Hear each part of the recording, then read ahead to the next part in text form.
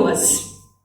I am Professor B.S. Anuradha from the Department of Microbiology, Faculty of Science, and also Dean of Faculty of Science from Chaitanya deemed to be University.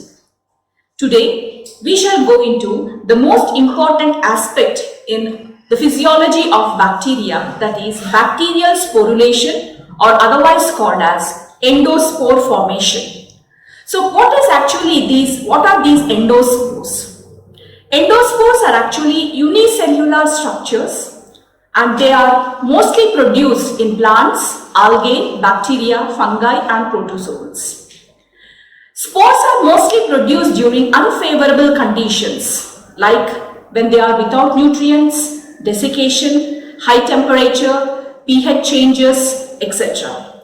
And these spores are said to be highly resistant structures. When coming to bacteria, these spores are said to be of two types, endospores and exospores.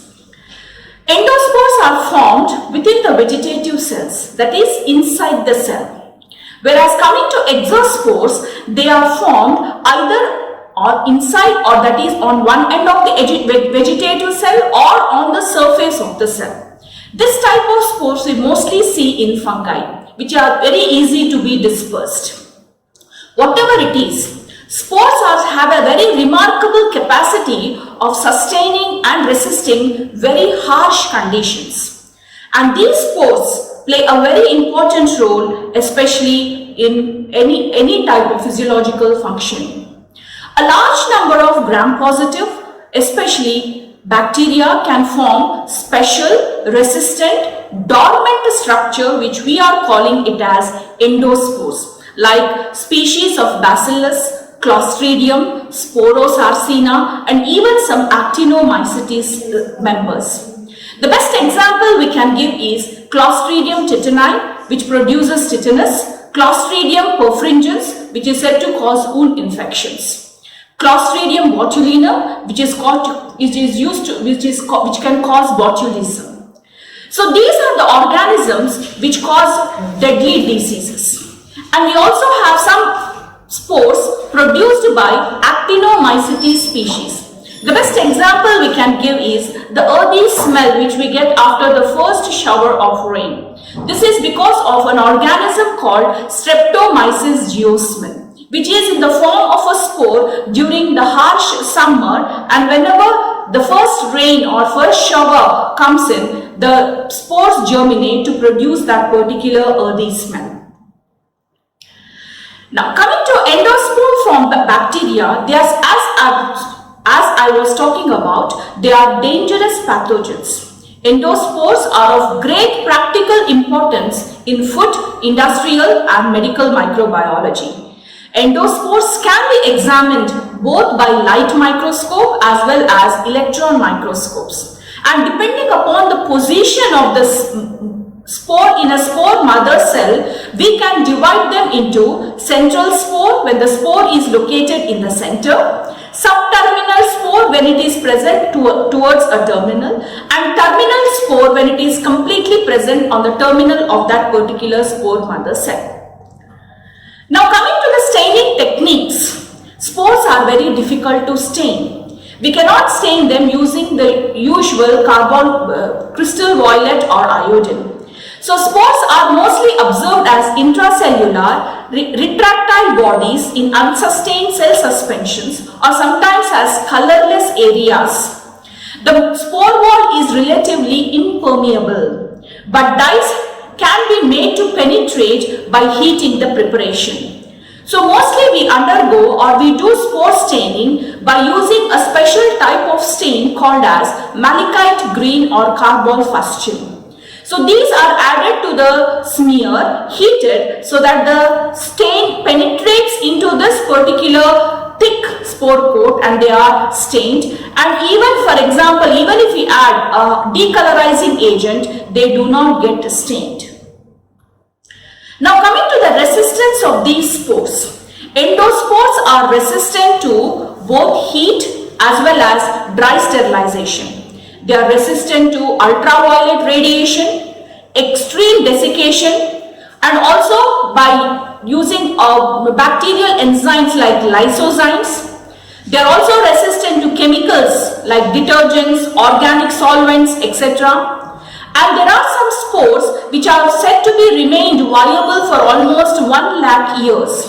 There are many types of spores which have been extracted from excavations, and when again grown in a nutrient media, they have again germinated to produce the vegetative cells. So endospores are very, very resistant to most of the physical as well as chemical factors.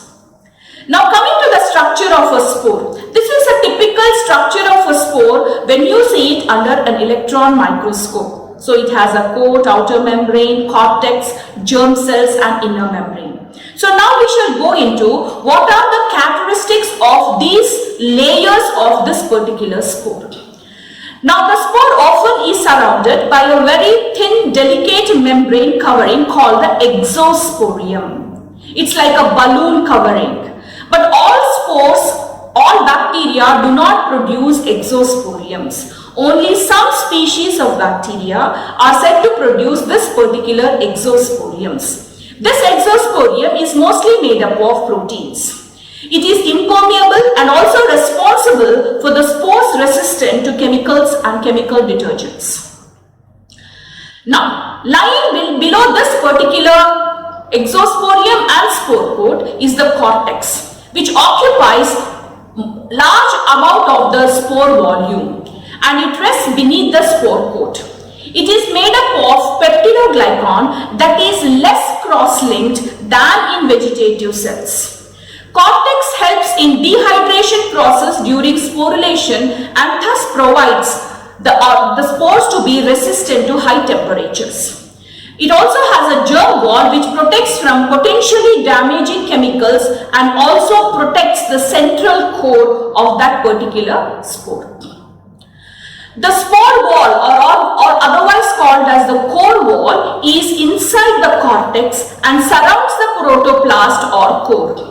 The core has a normal cell structure such as ribosomes and nucleoli, but they are metabolically inactive.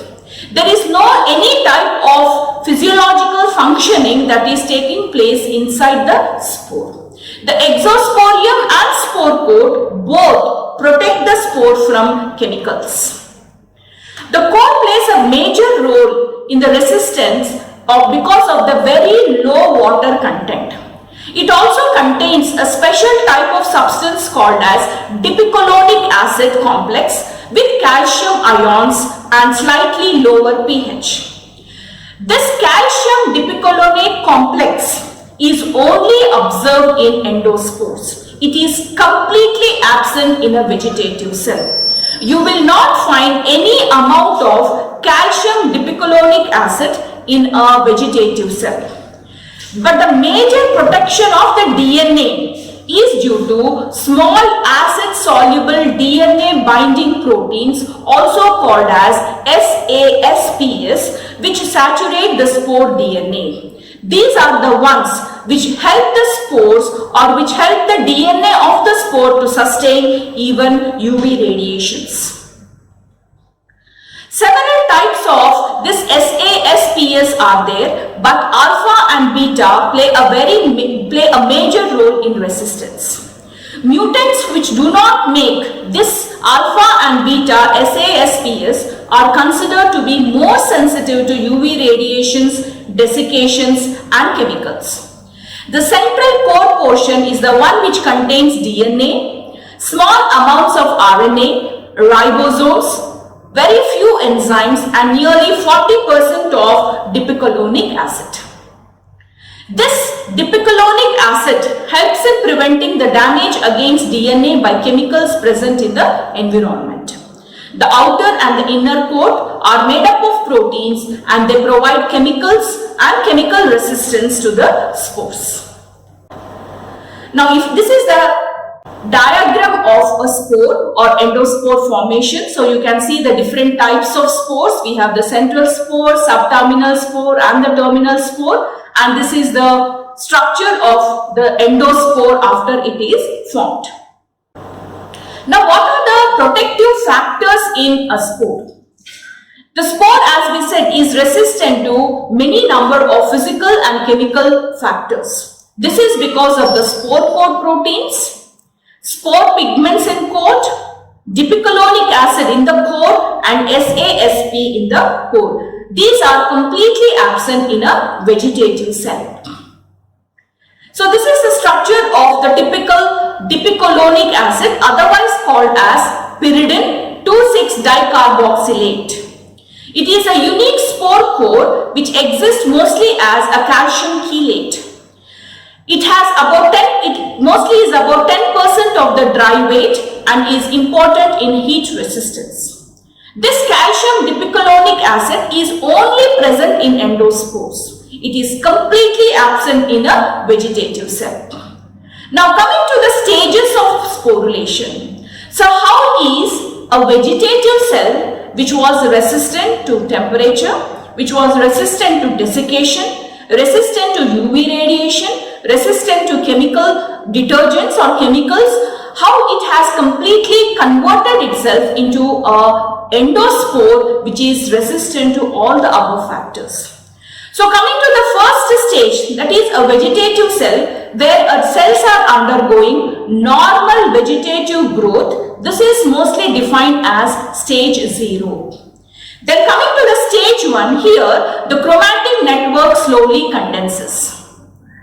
So you can see the condensation of the chromatin network. Then the next important step is called as the septum formation. This is the first sign of sporulation, where the cell divides asymmetrically into two not equal but unidentical two parts. One is a bigger spore called as the spore mother cell and is a smaller cell called as the forespore. Each of the two cells receive a portion of the nuclear material. So this is a complete diagram showing us the process of sporulation. As you can see, stage 1, the DNA is replicated into 2, and then we can see the septum formation of spore mother cell and the forespore, where the DNA is divided into these two spores, and then there is engulfment of the forespore by the membranes of this particular vegetative cell. This is how the spore gets thick layers, or what you call the cortex and the spore coat. Once this particular engulfment takes place, then the calcium dipicolonate is deposited between these two membranes. And once the dipicolonate gets deposited, the spore becomes refractile. The spore coat forms around the endospore, and once all the layers have been formed, the thin layer that is surrounding that particular spore and the spore mother cell slowly disintegrate, and the free spore comes out from this particular spore mother cell. So this is another diagram showing us the stages of the sporulation. So you can see here the vegetative cell and the formation of spore of that particular endospore. Like we have the asymmetric division, then the stage 2, that is formation of axial filament, then formation of cortex, spore coat, and then maturation, cell lysis, and then release of that particular spore. So the pre-spore is engulfed, as I was talking about, by the spore mother cell to form the protoplast, and finally forespore development takes place. And here, as you can see, the engulfed protoplast is now referred to as forespore. And it is amorphous in appearance, and there is no peptidoglycan yet to give it a shape. And finally, there is cortex formation, which is formed between the inner and the outer membranes of the forespore, and as the time progresses, this cortex becomes striated and multi-layered. And there is coat formation, that is overlapping the cortex development is the deposition of multi-layered spore coat, and then followed by maturation. Following this, the final stages of maturation and synthesis of dipicolonic and calcium takes place. This is the one which makes the spores resistant to UV light, temperature, pH, desiccation, and chemical disinfectants. Finally, the mother cell is lysed and the spore is released. Now, this spore stays in this particular refractile stage till favorable conditions set in. That is, either there should be presence of nutrients, or there should be moisture, or the chemical detergents or chemicals should not be there in that particular vicinity. Then this particular endospore now germinates to produce a vegetative cells, which occurs in 3 stages, that is activation, initiation and outgrowth. Coming to activation, among the agents that overcome the spore dormancy are heat, aberration.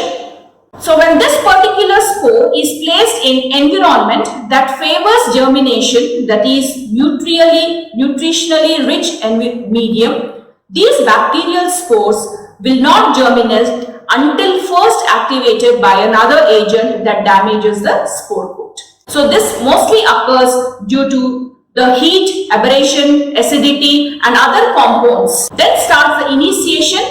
Once activated, the spore will initiate germination if the environmental conditions are favorable. Different species have evolved and there are several types of receptors which recognize different effectors as signaling as a rich medium. Binding of the effector activates an autolysin that rapidly degrades the cortex peptidoglycan, because this is the one which is very thick in a endospore. Water is taken up, the calcium dipicolinate is released and a variety of spore constituents are degraded by hydrolytic enzymes. And then comes the outgrowth. Once the cortex is degraded and outer layers results in the emergence of a new vegetative cell consisting of a spore protoplast with its surrounding wall.